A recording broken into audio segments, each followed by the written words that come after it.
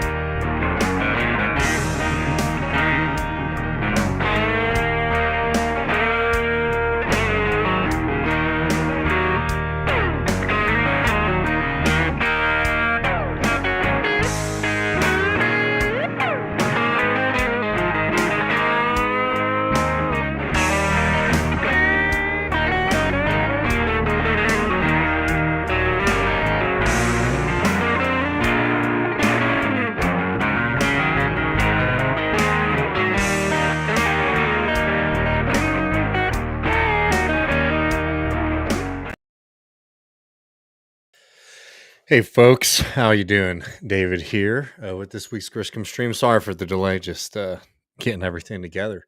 I hope that you're doing well wherever you're at, and hope you enjoyed our episode this week. We went deep into the new paradigm that we're in, which is cradle to grave work, which is basically what the Republican Party and the Democratic Party have been tacitly agreeing to for years now. In fact, now we're seeing the Republican Party lead the assault on child labor laws, as our entire retirement system has been unexpanded and underfunded for way too long, that you're seeing these terrible videos of elderly folk who should be able to enjoy their final years working, working menial tasks and difficult work. It's pretty nasty stuff. But we're going to be talking about some different things, a little bit of a Texas update today, unfortunately, across the board. But as always, folks, feel free to jump in with any questions or things like y'all want to hear me talk about. I do really like these and having them be more of a conversation versus like another main show. So before I get into some of this news, I want to make sure I'm not missing anything. And thank you so much. Thank you so much, Micah, for the super chat. That really helps us out a lot. Appreciate it, friend. And everyone knows, I try to hang out for a little bit. Usually open to taking questions on most topics, unless it's something that's a little, out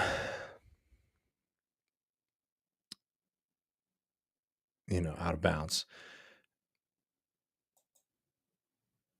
Let's see. Mighty Mita Maria, I appreciate the chat as well, friend. Says, well, not a super fan of Eric Swalwell, neoliberal.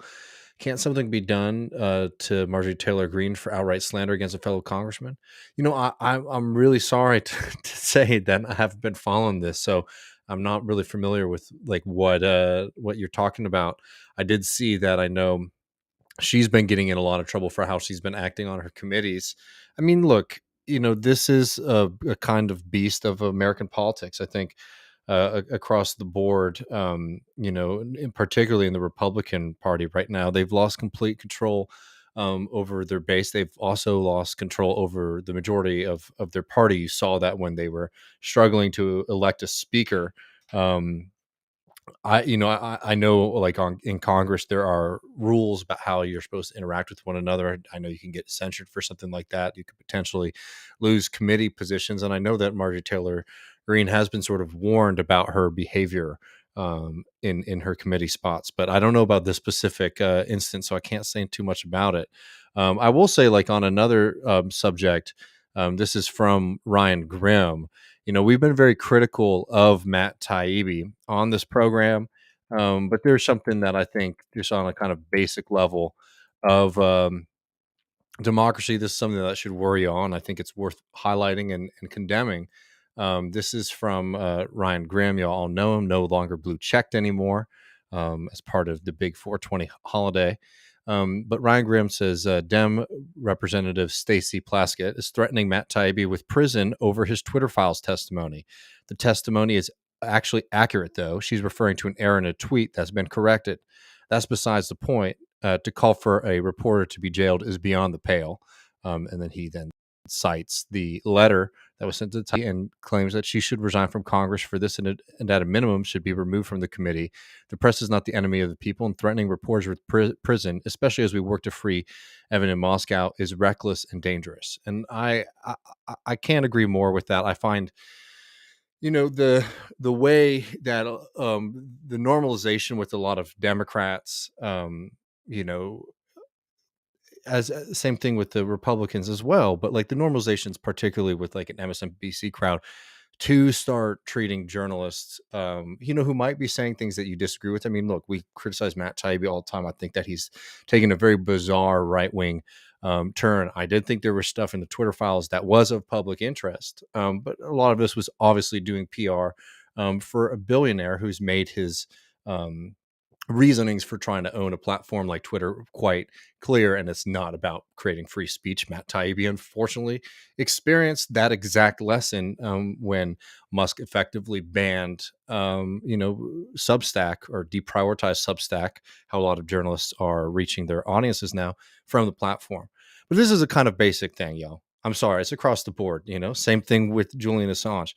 We should not sit quietly when you see people in positions of power target journalists, even if you might disagree with them on these kind of things. And the way that this stuff is sort of creeping up, and it has been accelerating over the past decade, and it's a lot of it started with Trump, but even before Trump, the way that whistleblowers were treated during the early WikiLeaks period, the way that journalists were treated during the Bush years. You can go back further than that too. These are bad developments, and there's sometimes a kind of like tribal or like Twitter dunking mentality that people have with journalists, like these are good ones, these are bad ones. But I think across the board, something like this, effectively threatening a journalist, with prison, threatening them with perjury, especially something as nonsensical as the actual as what they're actually alleging here is that he perjured himself during his testimony, when in fact there was a tweet out there that had some misinformation that has been corrected since. Right, out of bounds, just clearly out of bounds, in my opinion.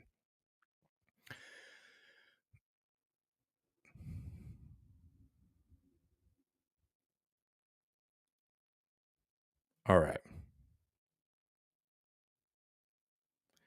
Oh yeah, I mean, like this is wild stuff too. I mean, Mighty Mita Maria was just saying in response to their question earlier about the about Swalwell that Marjorie Taylor Greene said on record during a committee hearing that Stallwell, or is it Stallwell? I think it's someone else, is having an affair with some Chinese spy guy. I mean, yeah, she's on another planet. I don't think that there's um, any real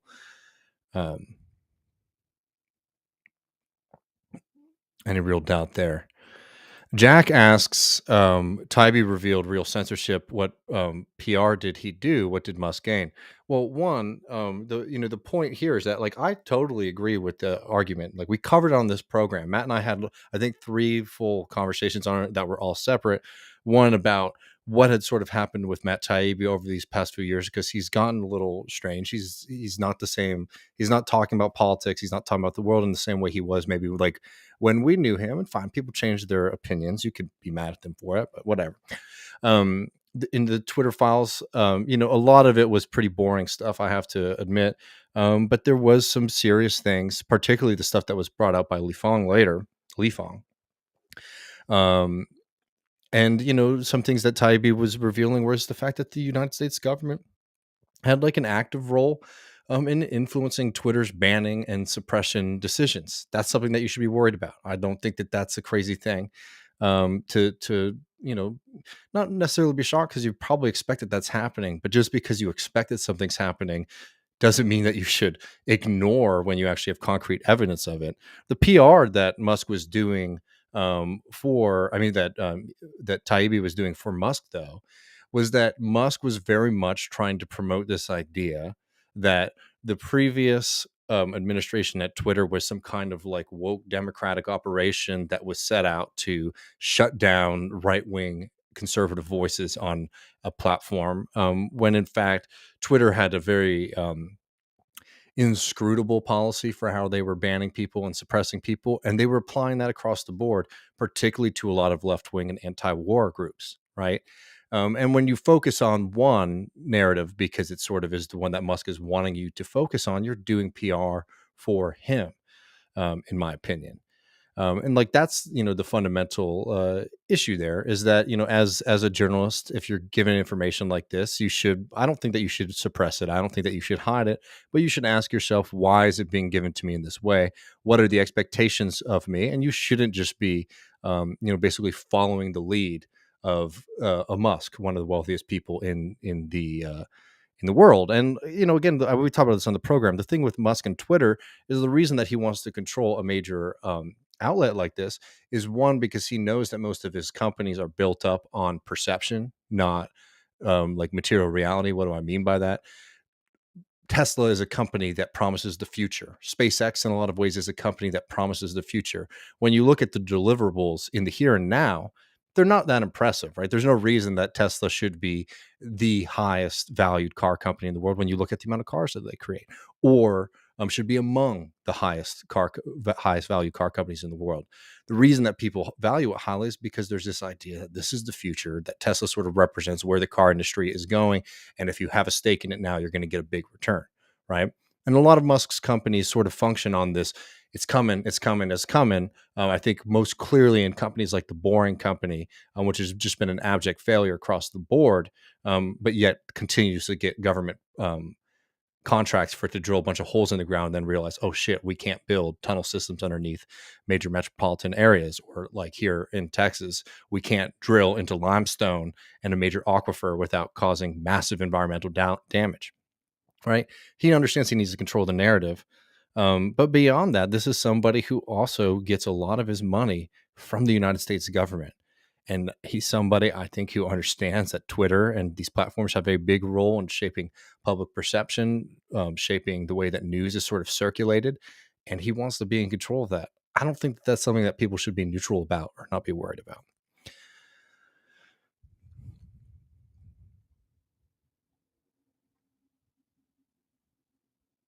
All right.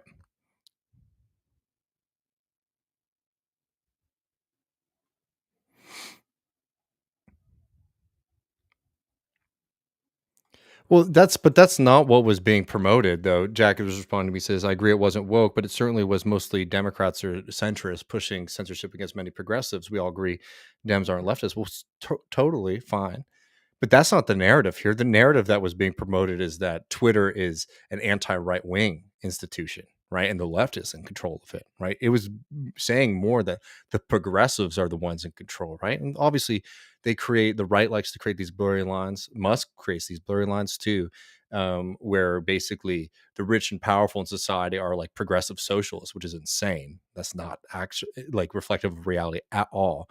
And the victims of censorship are the right wing movement, and that's not true at all. As somebody, um, as so many left wing, particularly anti war accounts and institutions experience. I mean, they were the ones getting hit with censorship across the board.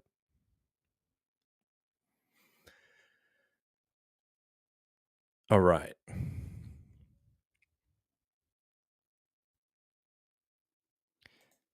Man, you guys are kicking my butt. Mitchell O'Neill says the Hamilton 86 revelations are important, in my opinion. Media outlets breathlessly reported their findings. Outside of marketing, their actual reporting was fair. I'm not familiar with what that's in reference to, friend. I apologize, but um, if you have a follow up, I'd be happy to read that out for folks. But while you're getting that, and while we're getting more questions, let's get to this. Let's get to this fucking explosion. Because yes, it's very funny. It's also extremely damaging, and I'm gonna play this without sound. But let's uh, let's watch this really quick. This is down South Texas. This actually, before we play this, let's just get a couple things right because there's a lot of aspects about Musk's SpaceX in South Texas that I think a lot of people aren't familiar with. We've covered a good amount of them on the program, particularly what he's been doing to local democracy there. The influence that he had in the jailing and the charges against Becca Hinojosa, who is an environmental activist in the Brownsville area, who was, her house was raided in the early morning, was pulled out of her house in pajamas for allegedly writing graffiti on a pro Elon Musk mural in town, right? Really, really frightening stuff, the kind of alliance there between the local government and an extremely powerful billionaire like Elon Musk. But on top of that has been how people in that community have basically seen their rights evaporate in favor of Elon Musk's desire to basically have a big play place for himself and his friends. Um, People are barred from entering their homes while Musk is doing these rocket launches. Particularly on an environmental level, this is a very, very critical part of not just Texas's environment, but for a lot of Central America and the Midwest. It's a major landing point for migratory birds. Texas is, if you're from here, you know this, but a lot of migratory species pass through Texas in their north and south migrations. And this environment is very, very crucial to the survival of a lot of different species. And Boca Chica and the area around there in South Texas is just as critical as a lot of other places. And in some places, is crucial for protecting endangered species. Musk, when he picked this place, wasn't picking it on worried about any kind of environmental regulations. They want to go to a part of Texas, that they want to go to a part of the United States that was poor, that was underfunded, and a lot of people don't care about politically, right? And they thought that they could get away with a lot of shit, and they've been proven right in a lot of ways. So the damages that have been done to this area are massive, and they're ongoing before even this test.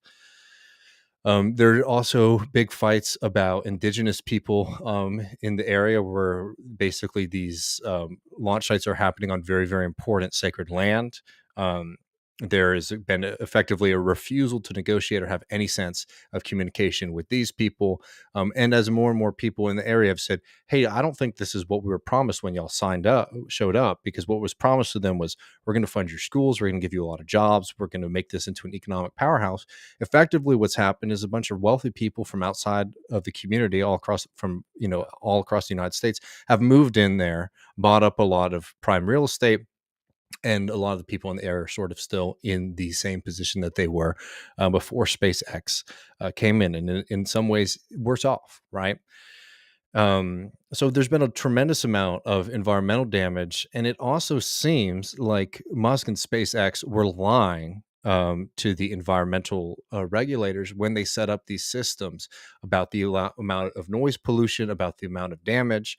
For example, the rocket that we're about to watch blow up, is way bigger than any rocket that was initially approved by the government to be safe to launch in that area. Right? They're just sort of going with it, the SpaceX is, and they're betting on the fact that the Biden administration and the Abbott administration and the other relevant authorities aren't going to call them out and aren't going to start to challenge them. And if they do, it will be a slap on the wrist 10 years later.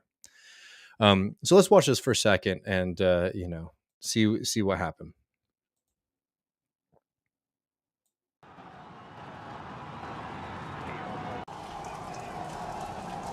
Takes off. Everything after clearing the tower was icing on the cake. Icing on the cake, explosion. And of course, this has been covered in a bizarre way. Some outlets are calling it what it is, an explosion. Some of them are using these bizarre euphemisms for what an explosion is. And the damage is already clear. This is just a couple hours after the explosion. I'm gonna pull it up for y'all right quick. This is from Pablo de la Rosa, who is a NPR host in the area. These are particulates that rain down all across the area from the exploded rocket. And this is just 4 minutes after liftoff, right? This isn't even the extent of the environmental damage.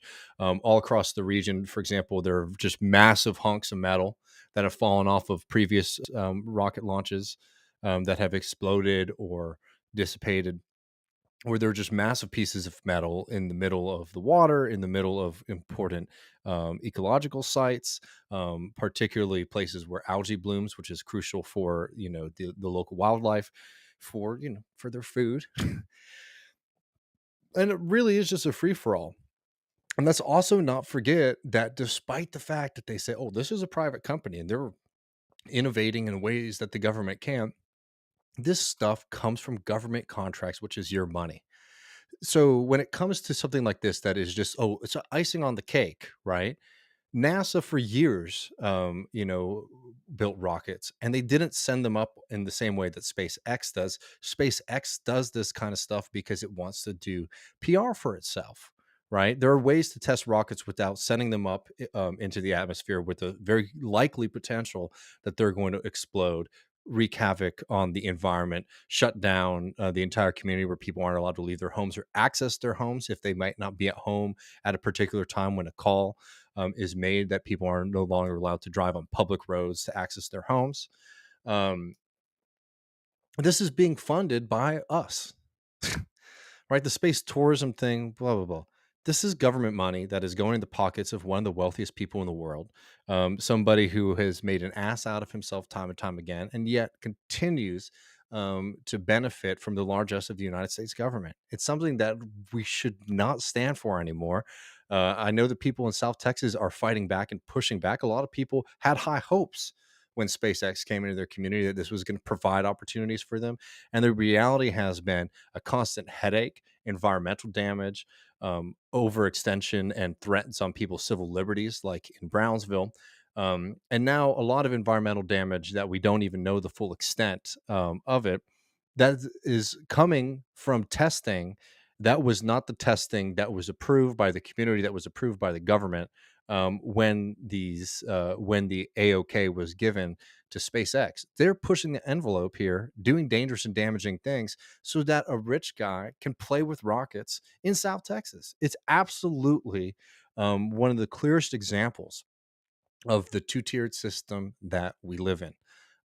And people should continue to keep their eye on the fights that are happening in South Texas and recognize that these things. I mean, look, around here, he's tunneling into our aquifers, and has been just dumping significant amount of tainted and contaminated water into our water systems, hoping again that the state government here will look the other way, hoping again that the county governments will look the other way, while he does something that is socially useless. Right? I'm talking about the Boring Company now, right? Something that is just a laughable idea on its face, doing tremendous amounts of damage, and he's doing it in an area, east of Austin, where he thinks, well, there's not a lot of people there who are going to fight back and push back, and even if they are, they're small and they're weak, and the rest of the people won't care because that's not my home, that's not my place. It's pretty damaging shit. All right, let's see. Joe Snuffy says, appreciate the super chat. Friend says, Musk talks like he's the ultimate stud, but his rockets explode only after a few seconds of use. Dude literally can't get it up in either context. Yeah, it's embarrassing. I mean, it's embarrassing, and it's embarrassing how much a certain segment of the media is willing to sort of stumble over themselves to. I mean, what were they calling it? I'm sorry, it was just so stupid. I didn't even store the information in my head. What were they calling the explosion? Something really insane. Um, Let me find it right quick because if you haven't seen it, it's pretty good. Oh man, is it too far back? Whatever. If I can't find, here we go. Unscheduled disassembly is the euphemism that they're using for the rockets. Yeah, and it's crazy. I mean, again, as I was saying, like this is a very important part of the local environment and honestly national and international environment. Migratory birds fly thousands and thousands of miles to lay eggs there, in the exact area where you just are seeing these massive explosions during the rocket launch. It's crazy. It's really nuts. And look, that's something that's going to happen if you're doing rocket testing. I recognize that, but here's the thing, when it's the government and not a private company, the government is looking and being more responsible for the environmental costs, or they should be, than a private company ever will be. Because somebody like Musk is trying to put more money in his pocket, and try to build playthings for himself. And he's trying to, he did in Texas, not because he's interested in this place or anything like that. He thinks people in Texas are chumps, and he thinks that he can take advantage of them because our state government and in a lot of times our local governments are showing him that, yeah, if you got money in Texas, you can do whatever the fuck you want, right? Try being a poor person here and getting away with half the shit that Musk does on a regular basis. It's insane.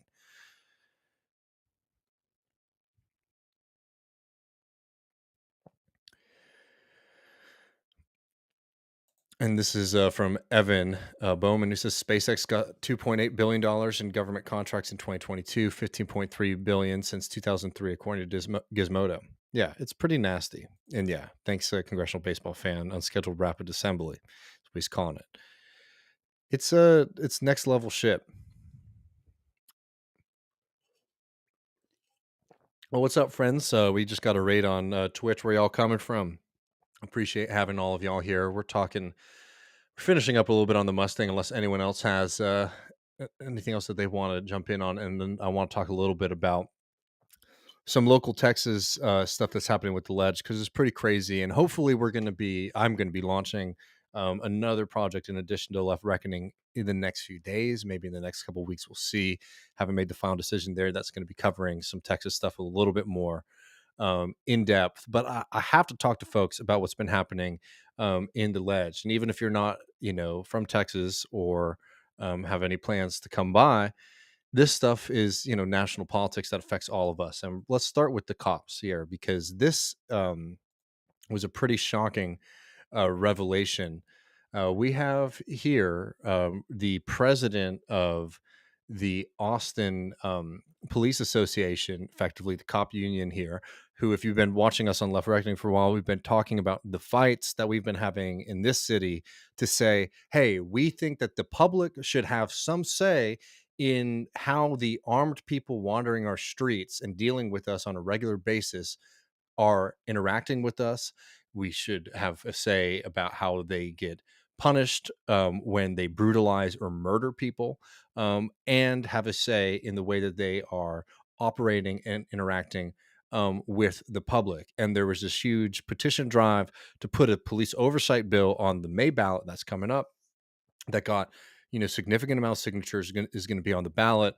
And then the police department went out and they lied to thousands of Austinites and said, we're from a social justice group that is trying to reform and the police and put oversight on the police. Will you sign our petition? People signed that petition thinking that it was a petition about police oversight. And in fact, it was a grab bag of pro cop policies. And it was a very, very clear example of the contempt that our local police department has for its citizens. But that's not an Austin thing, or it's not a Texas thing, and it's not a Southern thing. That's a national thing. The cops do not think that the public should have a role in their oversight. And if you don't want to take my word for it, here is the president of the Austin Police Association, Thomas Villarreal, saying exactly that. Negotiation. What I'm talking about is civilian oversight in circumstances of officer misconduct. Sure. So you're asking me, what role do I think that civilians should play in the investigation of police officer misconduct? Correct. If I didn't have to negotiate contracts, right? If that wasn't a thing, I would say they have no role in that. I see. So that's different from the answer that you gave to Senator Gutierrez, but again, perhaps it was just a misunderstanding of the nature of the question. So to be clear, you agree with and embrace civilian participation in your contract negotiations, but you do not agree with or embrace civilian participation in the investigation of misconduct by the police. I would say that I live with the fact that, I recognize that if I'm going to be a successful president in Austin, Texas, that I have to engage in those conversations more than I embrace them, as your question was. So I would like you to educate us a bit on. All right. I know sometimes those hearings can be a little bit boring and it's not always clear what's going on there. Let's be explicit. The effective president of the Austin Police Union right there is saying he thinks that the public should have no role in oversight over the police. Just saying it outright, something that I think a lot of people already knew implicitly, but saying it outright that unless he was forced to, and that's what he says about if I was not having to do contract negotiations, I would want to have no public oversight, but effectively I'm being forced to do so against my will, right? That is the MO of police unions in this country, police advocacy organizations in this country, not to support the police even, but to say, I don't think that the public should have any role in the way that these people operate, how they interact with us, and whether or not there should be a role of oversight when they brutalize or murder citizens of the community that they are supposedly there to protect. If anything has become clear, I think, to a lot of people in this country over the past few years, and a lot of people have known it for a hell of a lot longer than that, is that police all across this country view citizens as a problem, as a hindrance, and want to operate effectively as armed gangs who are above the law, who are above politics, and that are above the community. That's a worrying thing. There's a lot of different ways that you can deal with that as a political movement. There's a lot of different solutions to that. But Lord in heaven, let's not forget what the attitude of these police departments is to their everyday citizen. Because, if you're not in Austin, I mean, think about what happened in New York City when the police department was literally doxing, posting photographs and the at-home address of the then Mayor de Blasio's daughter, because she showed up at a protest saying that she thought it was wrong the way that George Floyd was killed by the police during the Black Lives Matter protests during COVID. The police department, over the leader of the civilian government of New York City, effectively threatening him and his children, right? That's how they want to operate. That's how they are operating. And right here, clear as day, that is the way that cops think about the public, or at least the people who are paid to represent them. I mean, it is extreme shit. And I don't want to hear any more talk about overstepping of boundaries or being overzealous by, cop defenders here when you're having, at least here locally, the president of the police association saying that they don't think there's any role for the public, because that sure as hell ain't even what the right wingers are saying when it comes to the cops. They just say, oh, well, these woke people or these George Soros people are going too far. He's saying he doesn't think there should be any role for the public there. And it's a worrying trend in the state of Texas where local democracy is being stifled and threatened. Here, for example, when it comes to the police, we've lost the ability under state law to effectively negotiate and set up our own budgets. You can't cut police funding in the state of Texas anymore, right? That right has been taken away from your local government here. Some other things that are going through the Texas Lege right now. A major bill just passed earlier today, which is backed by Governor Abbott and certainly has a very high chance of succeeding in the state Senate, which is also dominated by Republicans. That is going to bar cities and counties from setting up regulations regulations on labor, regulations on agriculture, regulations on resource usage, and on finance. Basically saying to the vast majority of people who, let's be clear about this. What is that? They're saying, we don't want the people of Austin to make decisions about their own community. We don't want the people of Dallas to make decisions about their own community. We don't want the people of Houston to make decisions about their own community. El Paso, San Antonio. Y'all get the gist. The vast majority of Texans live in what's called the Texas Triangle, which is the area between Dallas, Austin, and Houston, right? That's where the vast majority of the state lives. You can see that part of the state has very, very different politics than the politics of the state, right? What it's represented in the state legislature. And basically what they're saying right there is that we're going to try to block these places for being able to do things, basic protections for workers, saying things like, setting up sick day protections for people, setting up basic kind of agriculture protections, setting up protections of natural resources in those areas so that you can supersede the voice of all those people who, because we live in a massive state geographically, are effectively cut out of government right now, not to mention the fact that the Democratic Party in the state of Texas is completely useless. They're blocking that. They're also setting up something that I know is a little wonky, but it is extremely worrying as well. There's a Senate bill which is trying to create a 15th state appeal court in the state of Texas, which would be where lawsuits by or against the state government would go. And it would have 5 justices on it, which would mean, again, that they would be statewide elected, which would mean that they would be more likely very much more conservative than some of the other courts that we have, which would basically create a banana republic system where, the state government, the only check on their authority, right, be it lawsuits by them or against them, would be going to a court that is going to be highly loyal to the Republican Party, right? So superseding justice in the state of Texas when it comes to suing the government. And on top of that, there's another Senate bill that also has a House component as well that would create a new business court in the state of Texas. So for business transactions larger than $10 million. So who are we talking about there? We're talking about major corporations that are operating in the state of Texas, create a new court system for them where their judges aren't even elected. They're appointed by the governor, right? And if you know anything about Texas, Texas has been dominated by the Republican Party for virtually my entire life.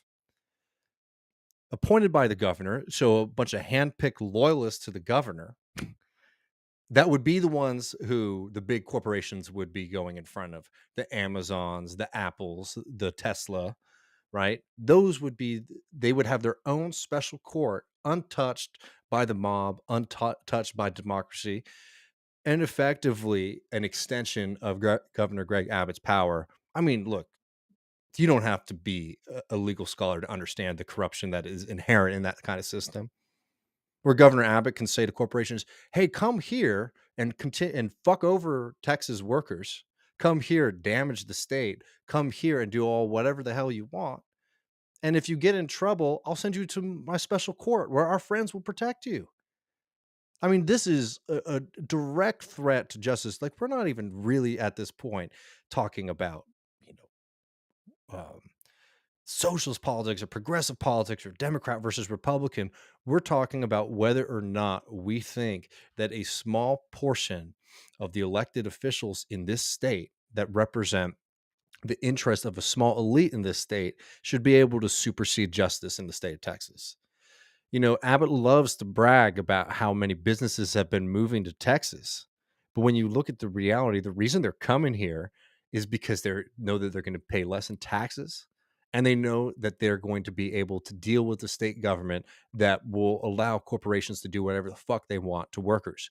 The only check on that reality has been local courts, right? That in places like Dallas, Houston, Austin, etc., that can say to some of these corporations, we're not going to play that game with y'all. This supersedes that. This invalidates that and basically allows Abbott to have his own personal court that could do favors for the wealthiest people, not just in the state of Texas, but in the country and the globe. It's insane what we're seeing. Small government, my ass. All of these things that we're talking about are in direct violation of the state constitution of Texas. Texas was a state that was set up to have limited government. Agree with it or not. Smaller government, particularly the amount of authority that the governor had over the state and over state politics. And all we have been seeing from Governor Greg Abbott since he's come into power, he inherited this strong governor system from Rick Perry, is an extension of the power of the governor to a position where effectively we have an executive sitting on top of the state of Texas, being able to do whatever the hell they want, because we effectively have a one-party system in this state. The only check that could come against them would have to come through the legislature, and Abbott controls the legislature, not just because of the fact that they're the Republican Party, but because he is a ruthless politician who will shut down even things that right-wingers want if they're not doing it the exact way that he wants. The amount of power that Governor Abbott has been able to take for himself, and the lack of understanding, and I'm not blaming anybody for this because some of these things can be a little complicated. The lack of understanding that I think people have, even here and especially nationally, about what's happening in the state government here is incredibly worrying. Texas we're still under COVID disaster declaration. Do y'all think that's because Governor Greg Abbott was ever particularly worried about COVID-19? By continuing to use the disaster declaration, Abbott has been able to supersede the legislature and supersede local and county governments here to do whatever he wants. Operation Lone Star, right? The militarization of the border that we're seeing on the state level, which is trying to parallel the federal government, right? And we're still seeing crickets from the federal government on the fact that you have a Texas governor who is effectively putting up two middle fingers to the federal government saying, we're going to conduct our own international operations. Abbott was negotiating with the governors of Mexico, doing international negotiations. That's not a power that is given to the Texas governor, let alone any governor under our system, right?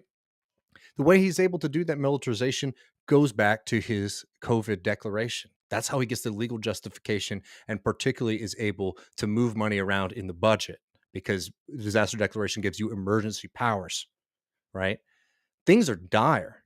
Things are extremely dire in this state. And it's not just because, the Republicans have drifted so far one way or the other. It's because there's a concerted effort right now in the state that's been extremely effective and has gotten too little pushback, frankly, to not only do nasty things, but to concentrate the power that the government has to do nasty things. You get what I'm saying? Right? It's bad enough the things that they want to do, but the way that they're doing it, the system that they're building here, is unreflective of the Texas Constitution in a way that should be incredibly worrying to folks. Well, I know I went for a little bit on that, so let me go back to the chat and make sure I didn't miss any of our good friends. And thanks to the No Justice folks who came in from the Twitch raid. Appreciate all of our Twitch listeners. Our friend in Australia, Texas is getting world famous. I'm in Australia, and we have a news article about how fucked it is there. I've always felt that we have a brotherhood, because you read wild things that happen in Australia too. No, I mean, Texas is getting, Texas politics have always been pretty wild, but the concentration in power here and the lack of any serious opposition in the state, which is embarrassing. And if only it was just embarrassing, it's damaging to Texans, how weak and out of and incapable the Democratic Party has been here for the most part, save for a few folks, in fighting back against this effectively. I mean, hell, we didn't even talk about the book ban. They're trying to ban Lonesome Dove, which is like one of the most. There's a book ban on sexually explicit and offensive material in libraries in the state of Texas. And the way it's written is so broad that it effectively can pick up almost any piece of literature that you want, including they were, you know, grilling the sponsor of this bill, including a book like Lonesome Dove, which if y'all don't know and haven't read, you should. It's an excellent book. It's one of like the pinnacles of Texas literature, and there's just something really amazing to sit here and say that in the state of Texas, we're not going to allow Texans to read Lonesome Dove, along with all the other extremely nasty stuff in there. Obviously, which is anti-LGBTQ, you know, um, what is it? CRT. You know, when they're claiming that anything that mentions Black people in a positive light and maybe questions the racist policies of the United States government and our history here, you know, is critical race theory. I mean, it's incredibly draconian stuff. But like even on things that you just think that any Texan could agree on, we should be able to read Lonesome Dove, or kids should be able to read Lonesome Dove in, you know, in high school. It's absolutely insane to me.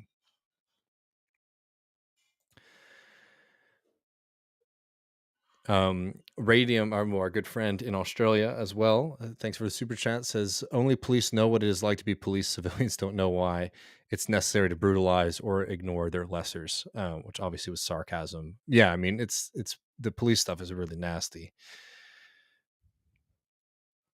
Like, you know, can't believe they get away with all that shit. And I think that's a good point, as ever, that as liberals attack socialists, and they're doing it with more fervor than ever, the right erodes us all. And look, we'll also continue attacking liberals on this because they're not only allowing this shit to happen, a lot of ways are making it permanent. You know, Biden has effectively made Trump's brutal, and draconian border policy the permanent policy of the United States government instead of an emergency provision, right? He tied it to an app, though. So I guess it's different now. I mean, you know, they're participating in these same kinds of systems as the right is in a lot of ways, particularly when it comes to immigration. The difference is the right celebrates it and the left feels bad about it.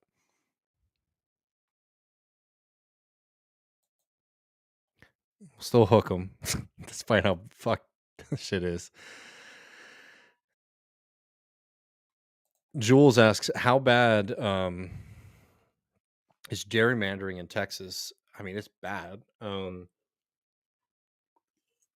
mean, you have some of the most ridiculous districts ever here. I mean, the district I live in is one of those things where you have a squiggly line that goes all the way deep into the state. Um, Dan Crenshaw had one of the most insane districts in Houston I've ever seen in my life. The gerrymandering is bad, and there's a part of it that goes into the ledge, but at a certain point, you know, I don't think that I'm not saying that gerrymandering doesn't create this on the national level, and then even on the on the level of the ledge, it certainly plays a role in diluting votes and things like that. But you got to beat them at a certain point. And the reason that they've been able to gerrymander is because of failures that have been going on 30 years in this state, right? So the gerrymandering makes that problem way worse and more difficult to climb out of. But the problem that caused and gave the right the opportunity to do that kind of stuff is so much more deep rooted and is still here today when it comes to the Democratic Party in the state of Texas.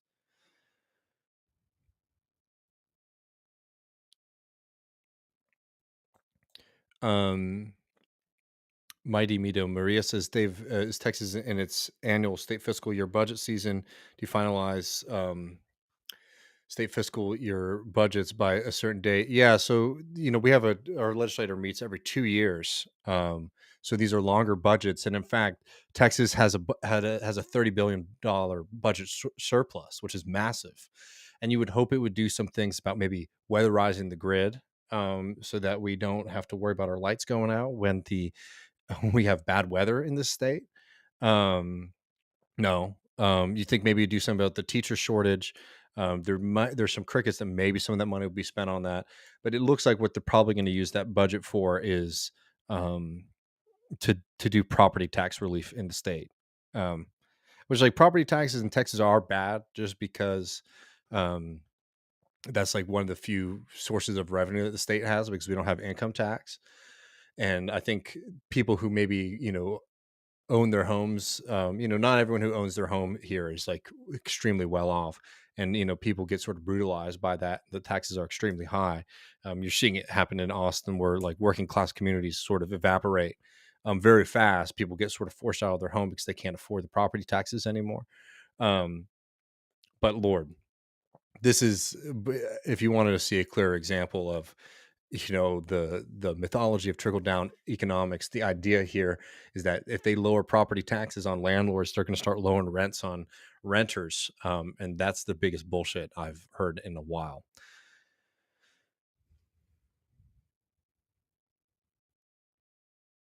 And yeah, there's so much shit that's been happening in the Ledge. I almost can't even do every single one, but there's LGBTQ stuff, particularly when it comes to transgender people, attacking children, attacking drag shows. That's all in the mix right now, in the legislature.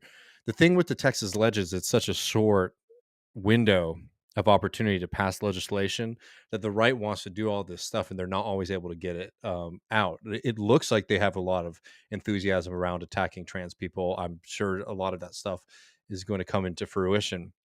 But it's one of those things where like things get left behind here a lot.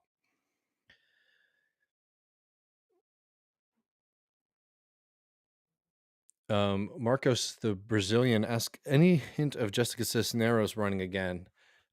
I've heard whispers, nothing really official that I could say with any sense of certainty, but it could be a possibility.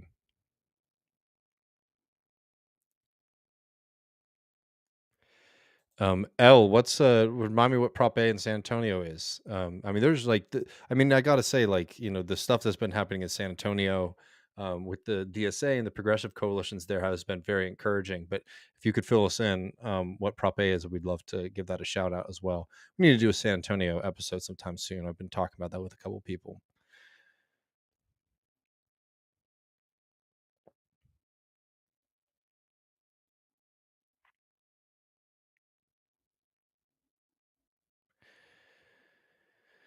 Yeah, man.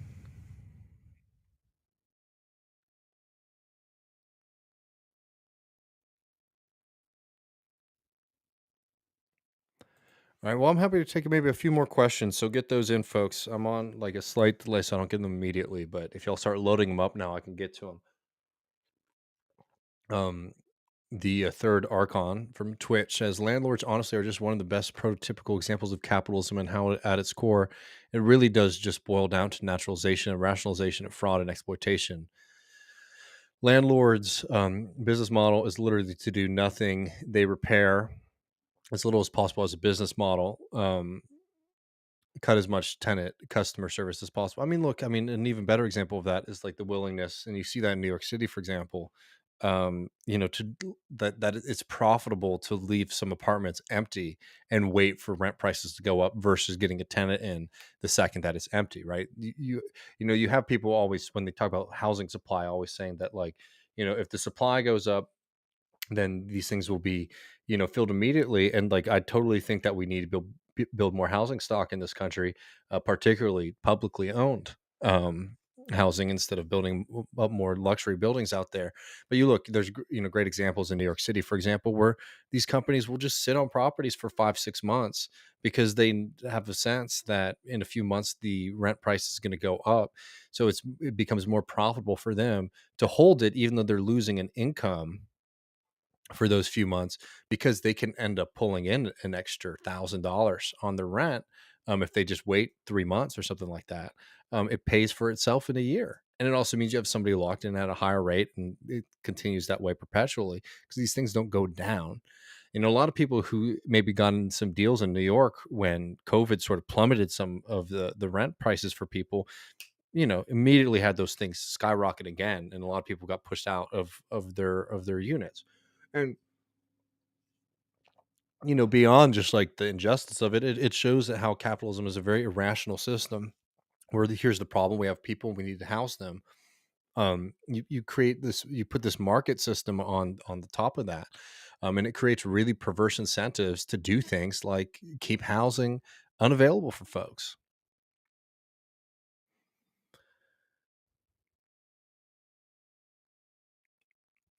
Christopher the Monk. Let me read this. I'm gonna have to read this again.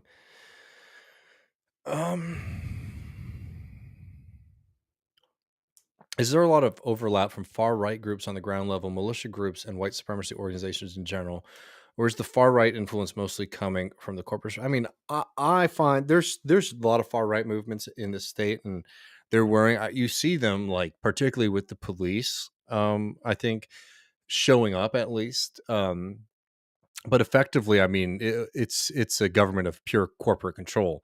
A lot of these, the nuts and bolts, like even something that like is obviously racist, and there's a social justice aspect to it, like the militarization of the border.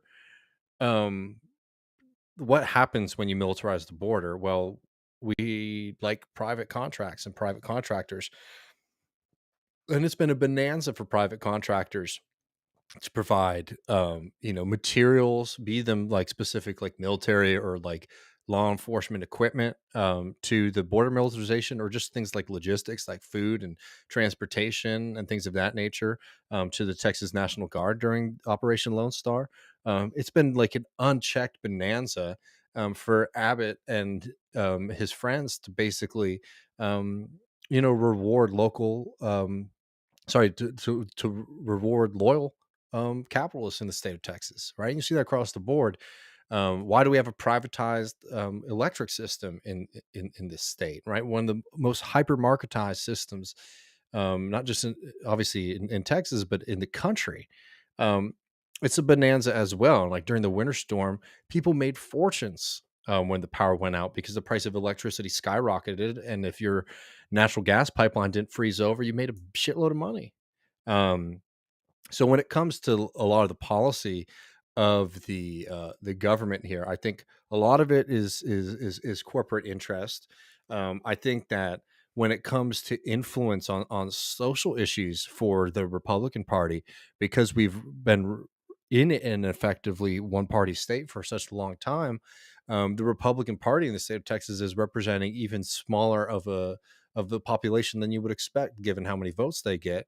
Well, if you're not worried about the Democrats picking up um, votes from the Republicans in the state, then where does your threat come from? No one is winning Abbott's, beating Abbott in a gubernatorial primary by running to his left or being more moderate than Abbott. The people who are threats to him are people like Don Huffines, right? Who is like an absolute insane right wing fanatic. Um, which means for these folks, they have to tack more and more to the right, to keep that group of people happy. And that represents a much smaller part of the population and much smaller of a part of the Republican base in the state of Texas. And I think a lot of people recognize. So what is really frightening about the way that Texas politics is sort of set up right now, because of the lack of any kind of credible opposition for the Republicans, is that when it comes to these things like the hyper social conservative stuff, the worry is that if you don't beat Ron DeSantis in terms of waging war on trans people, or demonizing migrants, or all those kind of things, then you're going to lose your position, not to the moderates, not to the left, not to the Democrats, but to like a more firebrand, far right person. So when it comes down to it, like the keys are in the hands of corporate power in the state. Um, and additionally, there is an incentive for Republicans in this state, to tack more and more to the socially conservative right, far right, movements, because those are the only real threats to their power. Because otherwise, you can be smooth sailing and make some money. Um, there's also, I mean, Texas politics is ripe with corruption because they get almost no money. So to be a politician, you either have to be independently wealthy, continue working, at whatever kind of high powered firm you're at, or, find cute little gigs for yourself with people who you're enriching in your time in office, right? It's a recipe for, for really, really, a government that's really unreflective of the people, just because normal people couldn't even hold a state Senate seat or a House seat for the most part. Um, and the fact that most of those people who are holding those positions, particularly on the Republican side, are making nasty deals with all these kind of financial interests, that then they obey, right? I mean, like the thing is, like in Texas too, is like Texas used to be the state where a lot of major national corporate trials happen because Texas juries, for the most part, don't really like the corporations as much, or traditionally didn't like them as much. A lot of the high profile cases happened in the state of Texas because Texas juries were, had a little bit of that, old school populism in them. The Republican Party has waged war on that system since they came, into since they basically ascended into unchecked power. When I was a real young one, and have just continued chipping away at that.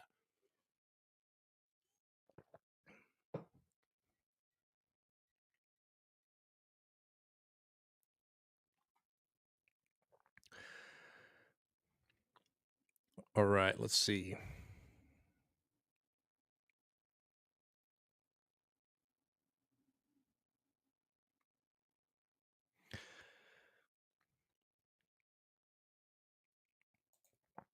Um, Bill says y'all should check out what's been happening in Wadsworth, Ohio.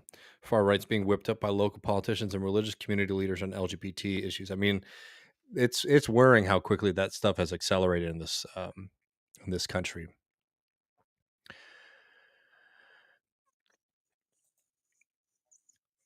Christopher Monk says, "What factors of the base superstructure can the working class influence to move things back in our favor?" I mean, I'm assuming you're meaning that generally. I might take that particularly and sort of build out from that. I mean, here's the thing with the left in this country: it's great that it's been growing in popularity and in its movement. But the left in the U.S. as it's is currently um, set up has way too much of a middle class bent to it. Not just like in terms of its makeup, but a lot of people sort of came out of like progressive liberalism, I think, to being socialists, and there's a real disconnect, in my opinion, between working class interests and politics here and everywhere in this country, and their interests and middle class ones, right? People are really struggling all across the country. And you see, like, I mean, like, look at the difference in the way that even some things have been covered in left media to like what happened when Biden got rid of cut Medicaid spending, cut food stamp spending. I mean, really, that was, in my opinion, a really dark moment for the congressional left. Apart from somebody like an AOC who actually voted against it, though the reasoning behind that was um, not as like strong as I would have wanted. That was something that directly affected is directly affecting millions of working class people losing their health care, losing their SNAP benefits, right? Because Biden wants to sort of say, I beat COVID instead of doing something which would have been incredibly popular, saying these things worked out really well. And you saw rural hospitals stop closing. You saw people being able to get healthcare and treatment that they might have not have been able to before the pandemic, right? Instead of like actually having some backbone and saying these policies work, they were popular, we're going to keep them. Biden, wants to return to normalcy, is ending that. And the Democrats were happy to see that go away. And the Republicans obviously want to see as little federal spending on working people as possible, right? Where was the left on that? I mean, for the most part, most people didn't even know about it. We covered it a bit on this show, but I'll be honest, we had a really hard time getting people to watch that. And that to me shows that a lot of the interests of the left in the US, I think the people, their hearts are in the right place, but their analysis isn't really rooted in a lot of like these like really clear working class issues, right? And like just run really quick before I forget, because I want to make sure I shouted this out. There's a huge thing that's happening here right now. This is from the Texas AFL-CIO. Steel workers in Houston need people's help. Need significant help from folks. If you want, you can go to my Twitter. I'll put this link in the show chat as well. But there's action alert, and this is something very simple you can do right now, which is sign this petition, trying to put some pressure on. Trying to put some pressure on excuse me, on Lyndale, which is a major oil refinery in Houston, which is planning on shuttering its doors, putting out around 500 United Steelworkers out of work, despite the fact that there are buyers for it. So so that Texas AFL-CIO and the United Steelworkers are asking to put a pressure campaign on this company to be able to accept the offer that they were given, so these people don't lose their jobs. And you're seeing a concerted effort, particularly in the Houston area, but all across the state of Texas, to wage war on union workers in the state. Particularly in the oil and gas industry, that's something that the left should absolutely be there for those workers as they're being attacked by some of the nastiest and most duplicitous institutions in this state and in the globe, right? There has to be an orientation and a rootedness in the working class that doesn't exist right now on the left. I think there's an intention and a want for that, but that actually means being involved in your community. That means working in in industries that maybe have a union or have a potential of unionization. Rooting the left in the working class is the only way to change this, because like people get involved in politics for a lot of different reasons, right? And if I were to boil it down to two, there's two really major ones on the left today. You want to be in politics because you believe that working class people should be in power, and that you want to overcome the forces that are preventing them from being in power, and to build up that actual grassroots from the bottom up, working class politics, socialism, whatever you want to call it, right? And you're willing to do that work. Or you're in politics because you want to be right. And a lot of the left in this country, and you're seeing it today, is more in it because of that, right? You see this with like the doomerism, or the constant dunking, or the willingness. Like I just talked about a lot of fucked up shit that's happening here. I talk about this stuff because I'm saying this makes it more clear than ever that the thing that you need to be doing is joining an organization, participating in a union, and if those things aren't available to you, supporting unions in their fights that are becoming more and more clear what side people are on, right? There's a massive Teamsters strike that's boiling up that might happen in August. That would be a huge strike and a huge reflection of working class power in the society that we haven't seen in a long time, right? How there's Teamsters everywhere, right? We're talking about UPS here for the most part.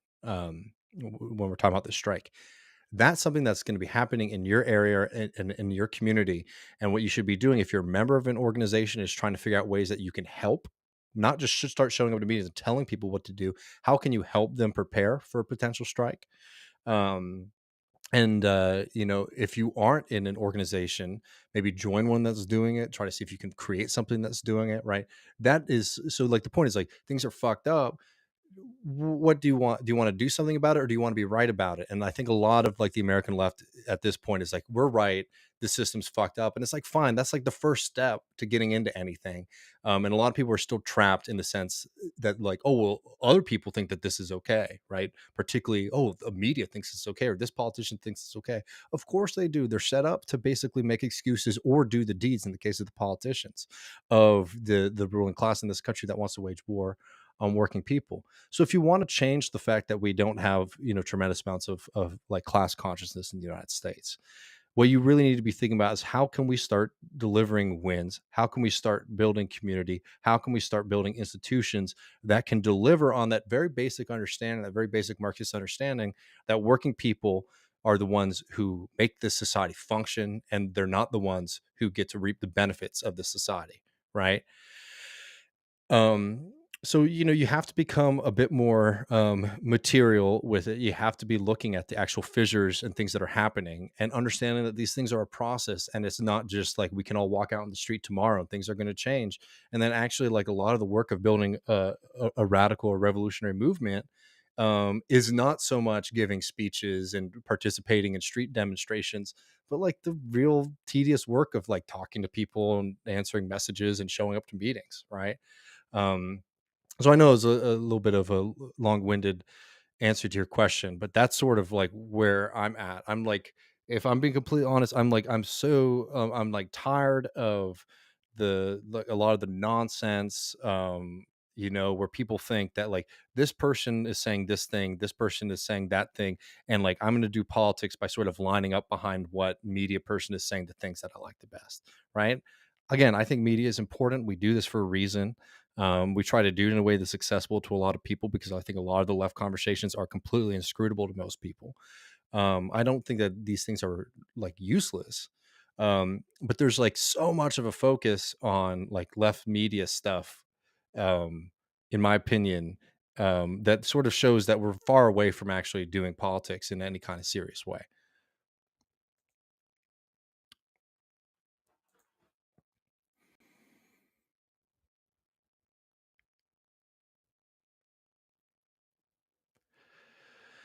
But yeah, if you can, you can sign that petition pretty easily and share that around. Those people really need your help. I mean, another example of this is like, not trying to flame on people, but like, I mean, talked about the Warrior Met strike? I mean, one of the longest strikes in Alabama's history. A lot of the people who spend all their time getting worked up about the Democrats, and like, I agree the Democrats are bad. I talk about that all the time, but that's not the only thing that's happening in this country. And a lot of that, in my opinion, serves more to demobilize people than to mobilize them. There was a real fight that was happening in the state of Alabama, between like workers and like some of the most entrenched capital in the not just the country but the globe. And a lot of people turned their backs on them. Biden turned their backs on them. Unfortunately, we saw a lot of congressional um, progressives ignore that fight.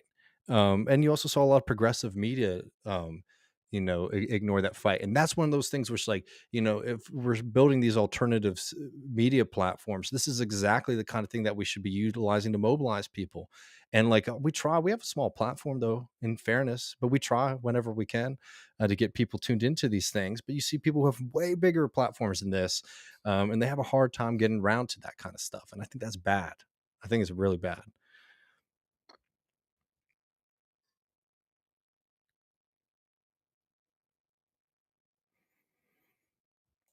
And Christopher Monk is like 100% right about this. This is one of the big fundamental mistakes of the left in the 60s versus the left of the 20s and 40s was that the 60s was predominantly detached from the labor struggle. And like you saw a complete retreat from the socialist movement, from the labor struggle at that time, at exactly the time when those things were like being the war was being waged on them. I mean, a real world historic mistake in this country.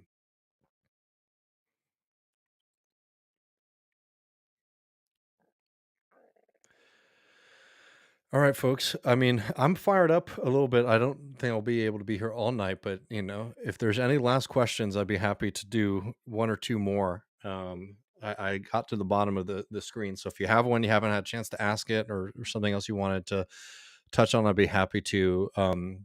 If not, we're going to be jumping this weekend for patrons. Matt and I are going to be doing a really classic Marx text from our Marx reading series. And a lot of those are up public. If you haven't seen any of them, you can go to our theory reading. We've done Lenin, we've done Marx, we've done a lot of Marx. We've done Eugene Debs, we've done James Connolly. I mean, we've done a hell of a lot of them. I mean, we just did a huge series on Rosa Luxemburg, which was ended up being 3 parts. But if you're a patron, you'll be getting that on Sunday. Kathy, I appreciate the super chat. Sorry, I'm not able to put up the thing on screen.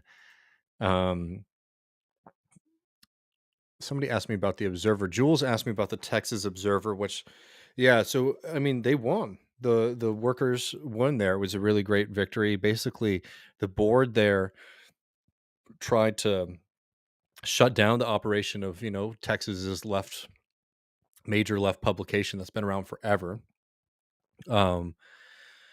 Citing difficulty meeting requirements for funding and all that kind of shit. And completely blindsided the staff. Like people were like locked out of their emails, the nastiest way you can let people go. And there was such public outcry. People went around and they started donating to a GoFundMe that was set up by the Texas Observer staff, that they were able to meet the shortfall that they had. I'm not sure about what's happening with the board right now. I know there's been some calls to maybe have resignations from the people who voted to shutter the publication, and maybe have more worker representation on the board of the Texas Observer, which I think is a very reasonable request. But yeah, no, that was a pretty big victory that we're all happy about.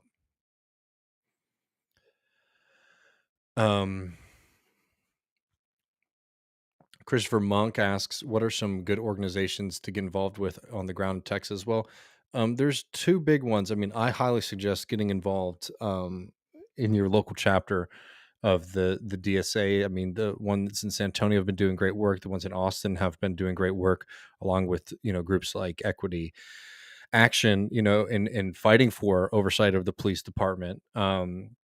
Grassroots Texas is also Ground Game Texas, excuse me, is also a group that's been doing a lot of really great work, particularly using citywide ballot initiatives where possible. So, like they were able in the most recent election cycle to get marijuana decriminalization on the ballot, where it won in a multitude of cities across the state. Recognizing that that's a way that you can do politics in the kind of absence of a party vehicle right now. That's an organization people should definitely be checking out if they're not familiar with it.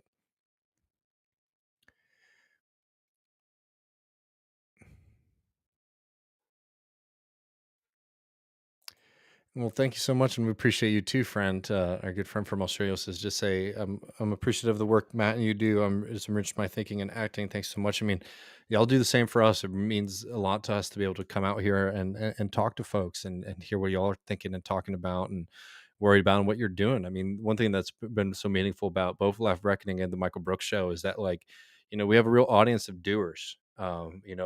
It's always inspiring to us to hear about the things that people are doing across the country and across the world. People who listen to this program, so it means a lot to us too.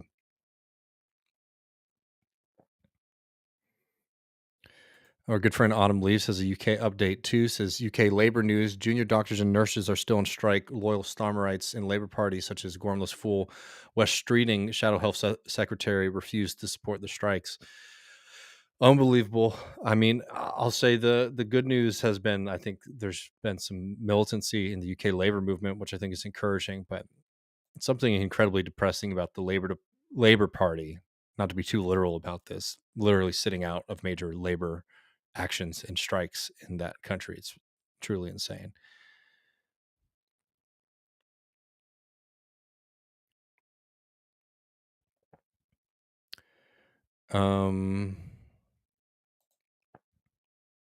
Anastasia says, do you think a philosophy or term like libertarian socialism could be a way to engage some in the working class in America? Could a civil libertarian community oriented socialism click? I mean, I'm not too fond of the philosophy in general. I mean, like on a personal level, when it comes like, I hate sin taxes, right? I think that punitive taxes on alcohol and cigarettes are bad. I don't think that that's a good thing for socialists to support. But I mean, like I'm not a libertarian socialist for a multitude of reasons, because I think that what we should be building is a supremacy for working class power in this country, and eventually you're going to have to come up against the individual interests of the bosses and the ruling class and the wealthy. So it's never been a particular program that I've been attracted to, particularly, for example, when you think about something like a Green New Deal or climate change policy. Like, I want to build up large scale industrial systems to produce power for people so that we don't have a bizarre patchwork that's incredibly inefficient at producing power, right? We want to produce power in the most efficient way so that we can enjoy its bounty.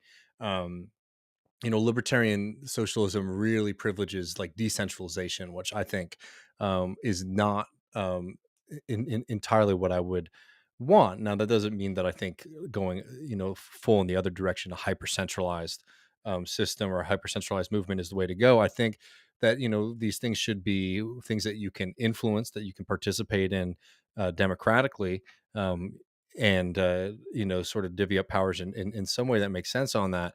But I think that, like, privileging, for example, decentralization as like a value in and of itself is not really a successful way to try to build a movement. On the question of, like, libertarian as maybe having some cachet with working people, I mean, limited on that. I mean, like, I'm not trying to be confusing or all over the place. Like, I think that basic individual rights are important in terms of like free speech.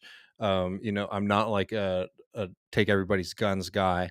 I don't think that we should be preventing people from, um, smoking or drinking or doing things like that. Like, I think like maybe pushing some mitigation, making it accessible for people to quit, getting the help that they need is a socialist policy. But like, the kind of like liberal technocrat Michael Bloomberg kind of policy, where it's like we're going to put taxes on sodas and things like that. I don't support that at all, right? So I think that you can, build up a movement, um, that like build goes around those values that I think is distinct from like a kind of liberal leftist. A lot of people like those kind of things on the liberal left, and I disagree with them fundamentally. But on the last question, like, but on the question of like, what I think you might be getting at in terms of like attractiveness, it's like, you know, I think that we shouldn't run around away from calling ourselves what we are, right? That's why I call myself a socialist.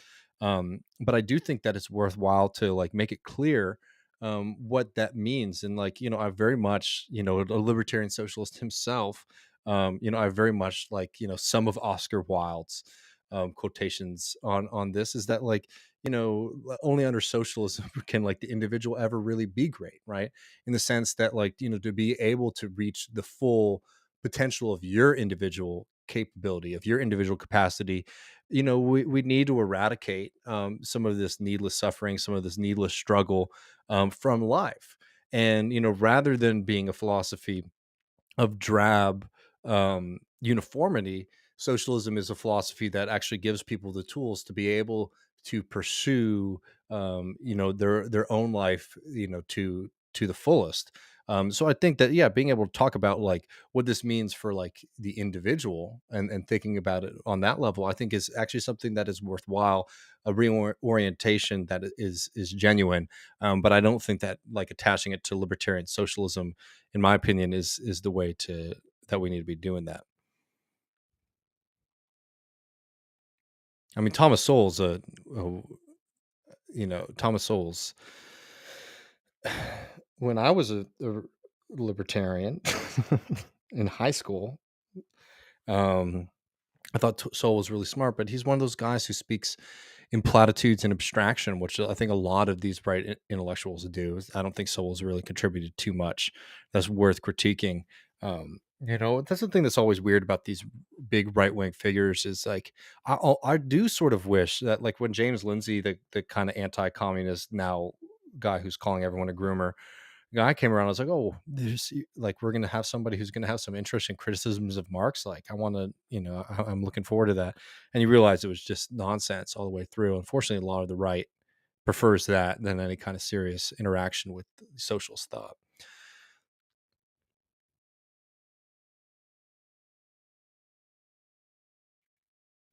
What did I say about syntaxes? Syntaxes, yeah. SIN as in, not SYN.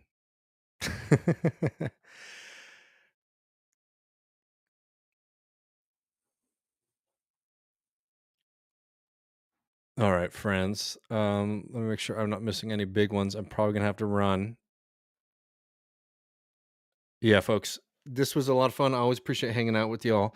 I'm working on a little project, a little side thing that's going to be focusing a little bit more on the South and Texas. And I'm hoping by saying that a couple times publicly, it will make me finish up the groundwork that I need to do on that. But keep your eye out for that. This weekend for patrons, we are going to be jumping on our bonus episode where we're going to be reading Marx's 18th Brumaire.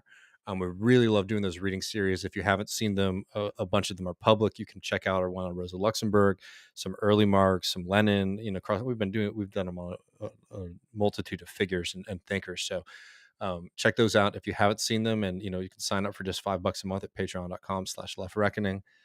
Don't forget, we also have merch too at leftreckoning.com/store. I love seeing those out and around. And, if you have one and you haven't sent them to us, tag us on social media. We love, seeing where y'all are taking those hats. All right, friends. Well, take care, everybody. And I will see patrons this Sunday and the rest of y'all next Tuesday. And be well.